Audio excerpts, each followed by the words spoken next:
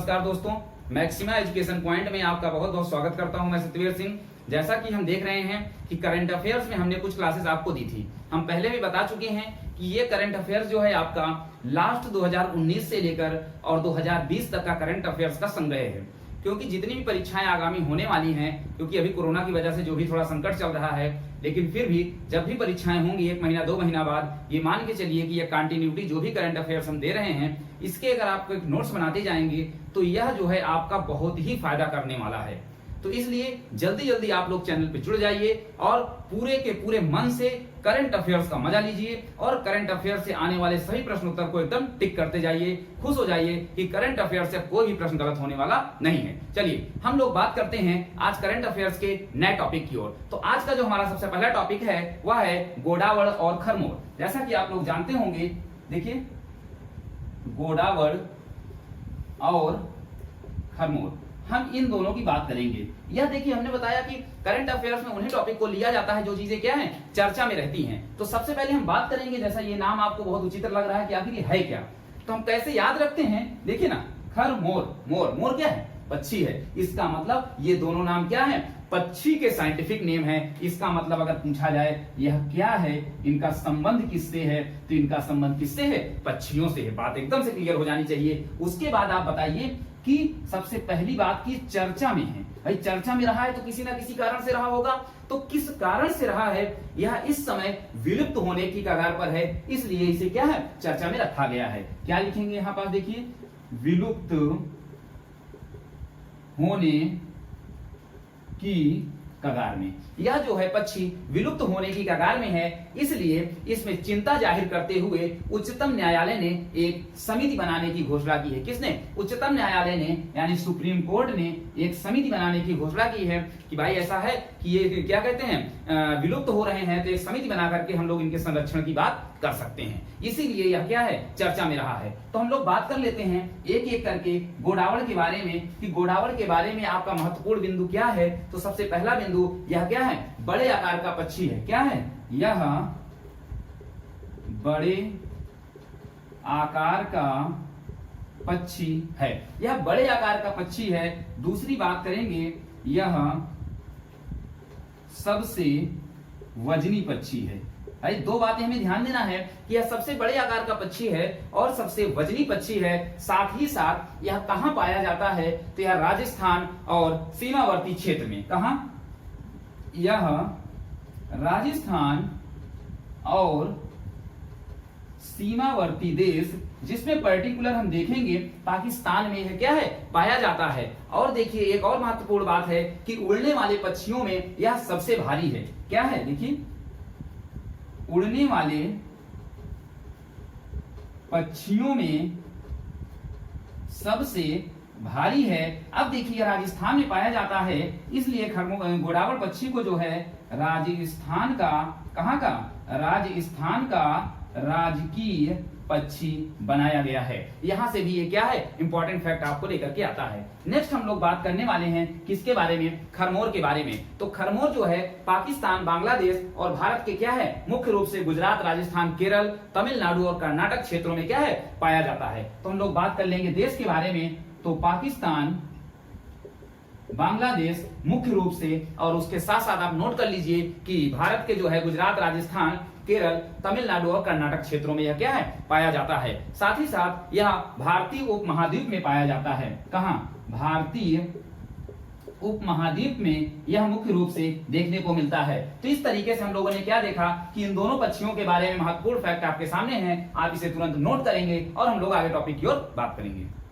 अगला हम लोग बात करते हैं मकराना का मार्बल। देखिए सबसे महत्वपूर्ण है, जो भी चीजें मकराना का मार्बल, जो भी चीजें चर्चा में रहती हैं वहां से प्रश्न आने की पूरी पूरी संभावना होती है। तो सबसे पहले हम देखेंगे कि यह चर्चा में क्यों रहा है। तो चर्चा में क्यों रहा है, दरअसल इसे विश्व विरासत का दर्जा दिया गया है। चर्चा में क्यों रहा है, इसे जो है विश्व विरासत का दर्जा दिया गया है। एक कमेटी है, एक क्या कहते हैं, समिति है। देखिए हम बात करते हैं international union of zoological science. कौन है, इंटरनेशनल यूनियन ऑफ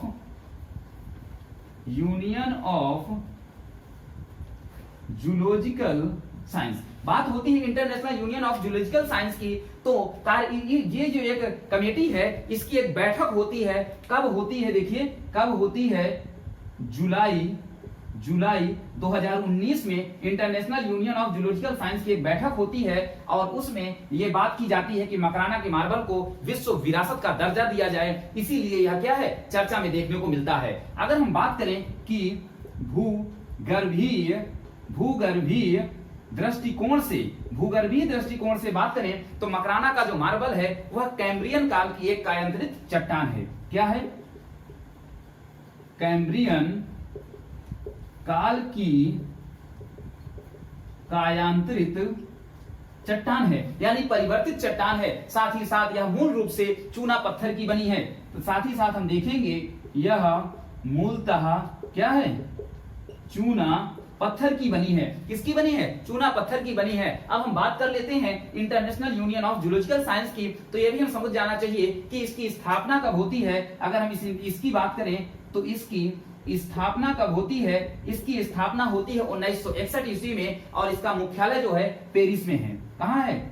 इसका मुख्यालय पेरिस में है। और पेरिस कहां है? आप लोग जानते हैं पेरिस कहां है? फ्रांस में है। अगर इसकी मुख्यालय है तो इसका सचिवालय भी है। इसका जो है सचिवालय, इसका सचिवालय जो है वह है आपका कहां?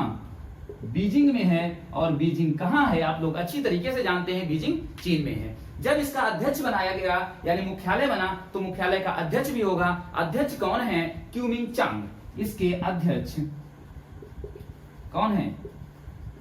क्यूमिंग चांग जी इसके क्या है? अध्यक्ष बनाए गए हैं। इसका लक्ष्य क्या है? तो पृथ्वी विज्ञान विश्व समुदाय के लिए सारी चीजों को क्या है? एकत्र करना इसका मुख्य रूप से लक्ष्य बनाया गया है। तो ये महत्वपूर्ण बातें इसकी हो गई। आप इसे जो है नोट करेंगे और टिक करेंगे। अगला जो है टॉपिक है वह है पीला रतुआ। क्या है? देखिए पीला रतुआ।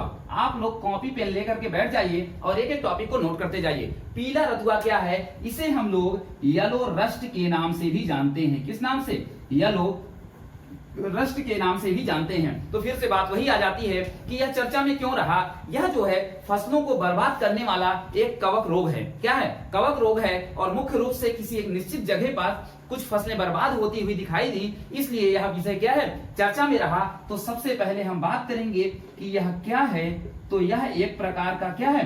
कवक रोग है। जो प्रभावित क्या होता है? तो इसमें जो प्रभावित होती है, क्या प्रभावित होती है? आप लोग ध्यान से देखेंगे, गेहूं की फसल, गेहूं की फसल प्रभावित होती है। और इसमें जो पत्तियां हैं वह कैसी हो जाती हैं? पीली पड़ जाती हैं। यही इसका मुख्य विषय है। हम बात करेंगे कि कारण क्या है, यानी कौन सा ऐसा फंगस है जिसके कारण यह क्या है?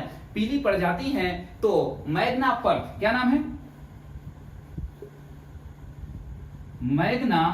Magnaporthe oryzae fungus. क्या है?